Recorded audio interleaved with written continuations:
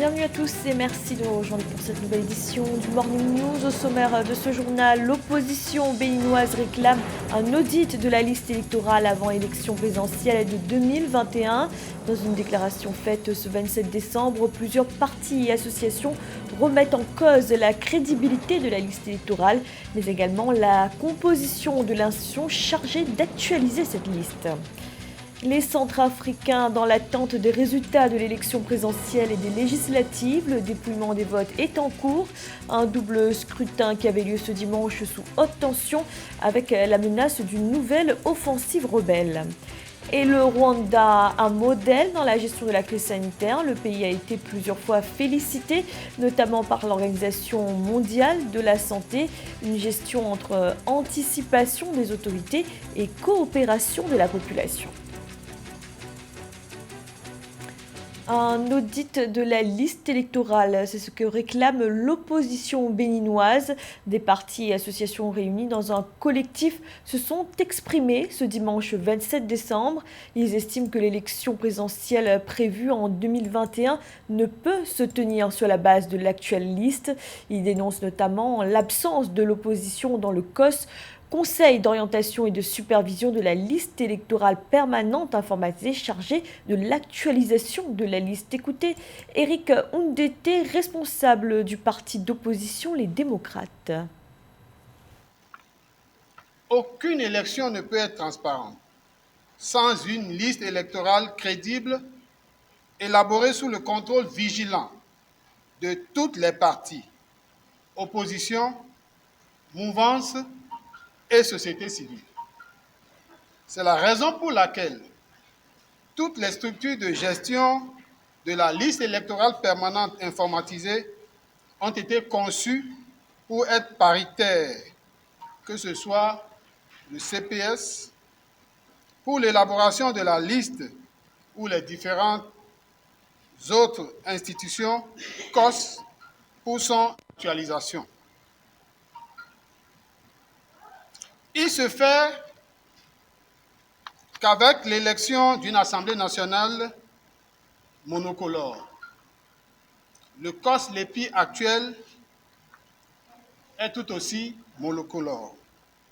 Signalons qu'avec le RAVIP, plus de 2 millions de personnes reçoivent des actes de naissance dans une totale opacité et en dehors des structures prévues pour la délivrance de tels actes. Les partis, associations, mouvements et personnalités de l'opposition regroupés au sein du collectif jugent inadmissible l'organisation des élections sur la base d'une telle liste et en exigent un audit indépendant. Dans l'actualité également, au moins 11 morts en Guinée dans des heurts communautaires. Les violences qui ont opposé les communautés Thomas et Thomas Mania se sont produites dans la ville de Macenta au sud du pays. Elles auraient été causées par le projet d'inauguration d'une nouvelle résidence du patriarche des Thomas. Les violences ont débuté samedi et se sont poursuivies dimanche malgré l'arrivée de renforts. Plusieurs militaires ont d'ailleurs été blessés dans ces affrontements. Le dépouillement est en cours en Centrafrique après le double scrutin de ce dimanche, présidentiel et législatif. L'heure est au comptage des voix, mais aussi des premiers bilans. Ces élections se déroulaient, pour rappel, sous haute tension avec des menaces de nouvelles offensives rebelles. Pour autant, à Bangui, plusieurs bureaux de vote ont noté une forte participation. Reportage de notre envoyé spécial dans la capitale, Tindassar. Après la fermeture des scrutins de la présidentielle et des législatives du 27 décembre en Centrafrique, les bureaux de vote à Bangui se sont transformés en bureaux de dépouillement. Dans ce centre de vote situé au quartier Wango, les membres des bureaux de vote confirment une participation massive de l'électorat. Beaucoup sont présentés, par exemple sur nous. Nous avons un listing qui comporte 477 personnes. Maintenant, il y a 400 personnes qui ont eu à participer. Sous l'œil attentif des représentants des partis politiques, mais aussi d'une mission d'observation venue des États-Unis d'Amérique, les membres de ce bureau de vote ont procédé en premier au dépouillement de l'urne de la présidentielle. Un exercice parfois tendu. Ici, les représentants des partis politiques ont eu du mal à s'entendre sur la validité d'un bulletin de vote. Ils s'accordent cependant sur le bon déroulement du scrutin dans leur centre de vote. Non, c'est très bien passé. C'est très bien passé. C'est bon. Dans la transparence, c'est OK. Rien de grave, ça arrive. C'est très bien. Les votes ont bien démarré depuis le matin. Les participants, ils sont là depuis le matin pour aller voter. Et puis il y a beaucoup de monde. Et puis les élections passent très bien dans le Nord. Dans un document rendu public par le comité stratégique de la sécurisation des élections, il ressort que près de 15 sous-préfectures dans le pays n'ont pas pu participer au scrutin en raison de l'insécurité. Les réseaux sociaux ont très vite été inondés d'informations relatives aux résultats des différents bureaux de vote. Des résultats du scrutin présidentiel qui placent le président sortant Touadéra largement en tête. La ville de Bangui a été illuminée par des feux d'artifice dans la nuit. Les Banguissois y voient une annonce de la victoire du candidat du MCU. Lendemain d'élection également au Niger où avait lieu ce dimanche le premier tour de la présidentielle, une élection avec une résonance particulière puisqu'il s'agit de la première transition démocratique entre deux présidents élus. En attendant les premiers résultats, retour sur les enjeux de cette élection avec notre envoyé spécial Oliva Diakota. Le premier enjeu majeur du 7e scrutin présidentiel du Niger pourrait être la continuité ou l'alternance démocratique à la tête du pays. Pouvoir et opposition devront réaliser ce rêve dès le premier ou au second tour. Autre enjeu, la passation pacifique et démocratique du pouvoir d'un président sortant à son successeur. Un exercice jamais expérimenté au Niger en 28 ans de pratique démocratique.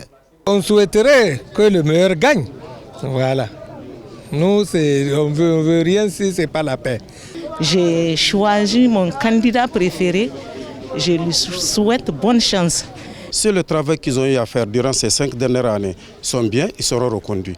Dans le cas contraire, si les Nigériens ne sont pas contents de ce qu'ils ont fait, effectivement, là, c'est une nouvelle équipe qui sera mise au test. Assurer la transparence et la crédibilité du scrutin pour éviter une crise post-électorale reste également un enjeu capital à en croire des observateurs. L'essentiel, c'est que cette élection-là se déroule devant de la paix et en respectant vraiment le verdict des urnes. Parce que si on triche, ça ne grandit personne. Ça ne fait pas honneur. En rappel, ils sont désormais 28 en lice pour la présidentielle au lieu de 30 au départ, car 2 candidats se sont désistés, l'un en faveur du candidat Bazoum du parti au pouvoir et l'autre pour Mahaman Ousmane de l'opposition. 7,5 millions d'euros pour l'accès à l'eau potable dans le Sahel et dans la Corne de l'Afrique. C'est le financement accordé par le Fonds nordique de développement à la Facilité africaine de l'eau, un fonds hébergé par la Banque africaine de développement. Une subvention qui permettra notamment de renforcer l'approvisionnement en eau dans cette période de crise sanitaire. Lorita Simbo. Le Fonds nordique de développement FND va octroyer 7,5 millions d'euros à la Facilité africaine de l'eau FAE. Cette somme est destinée à la relance et à la préparation des projets prêts à investir pour l'approvisionnement en eau, l'assainissement et la gestion intégrée des ressources en eau dans le Sahel et la Corne de l'Afrique. Cette subvention permettra à la Facilité africaine de l'eau de remplir son mandat de préparation de projets prêts à être investis et son approche de résistance au climat pour les interventions en matière d'approvisionnement en eau, d'assainissement et de gestion intégrée des ressources en eau. Le fonds FAE, hébergé par la Banque africaine de développement, est une initiative pilotée par le Conseil des ministres africains de l'eau et destinée à mobiliser des fonds pour financer des activités de développement des ressources en eau en Afrique. Le conseil d'administration du Fonds nordique de développement a approuvé cette subvention dans le cadre de son initiative COVID-19 Recovery through Climate Resilient Water and Sanitation in Africa. L'octroi par la NDF, le fonds nordique de développement qui est hébergé par la BAD de ces 7,5 millions d'euros est bienvenu vu la conjoncture économique très difficile dans laquelle se trouvent toutes les économies africaines qui sont très fragiles. Ça devrait améliorer l'approvisionnement en eau potable, mais demeure très en deçà des besoins réels de ces populations. Il faut plus d'organisation, de planification, de vision prospective et de volonté politique pour s'en sortir. Ce programme de financement fait suite à une subvention antérieure du Fonds nordique de développement à la Facilité africaine de l'eau pour financer un appel à proposition pour la préparation d'une infrastructure d'eau et la gestion des ressources en eau résistantes au climat en Afrique subsaharienne. Notons que le Fonds nordique de développement est soutenu dans ses initiatives par le gouvernement du Danemark. C'est un pays dont la gestion de la crise sanitaire a été saluée par l'Organisation mondiale de la santé. Le Rwanda fait figure de modèle dans la lutte contre la pandémie de coronavirus. Les mesures restrictives prises par les autorités ont d'ailleurs été bien comprises par la population, dont le comportement coopératif a permis de contenir l'épidémie. Reportage de notre correspondant Fatenaki Esenga. Même avec ce qui ressemble à une deuxième vague de la pandémie à coronavirus, le Rwanda reste un pays modèle dans la gestion du Covid-19 selon plusieurs observateurs. Quelques semaines après l'apparition de la pandémie sur le continent, le Rwanda fut l'un des premiers pays à imposer le confinement total, ce qui a aidé les autorités à contenir le nombre de cas importés. Étant donné que c'était une crise sanitaire, tout le monde était impliqué, ça veut dire le ministère du Commerce a pris sa part en gérant le monde des affaires par rapport à la pandémie. Le ministère de l'Agriculture a eu des stratégies par rapport à la Covid-19. Tous les secteurs. Donc c'était une approche multisectorielle qui a fait qu'il y a eu un bon résultat. Réponse collective de la part des autorités, mais également la collaboration de la population qui est allouée selon d'autres analystes. Si le gouvernement a instauré des mesures strictes à respecter, il n'a pas eu trop de mal à les faire respecter par les populations. La crise qu'on a vue et qu'on a sentie chez les autorités, elle est descendue jusqu'au plus bas, jusqu'aux citoyens lambda, qui a compris que le temps était difficile, les temps étaient durs, il fallait être vraiment très très prudent. Et je pense que ça a contribué à ce que les gens puissent rester chez eux et rester extrêmement prudents.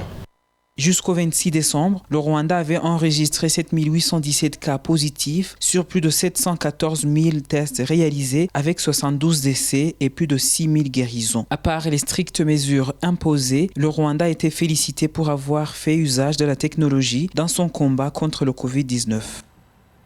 C'était le journal de la rédaction. Merci de l'avoir suivi. Retrouvez dans un instant une nouvelle édition de l'information.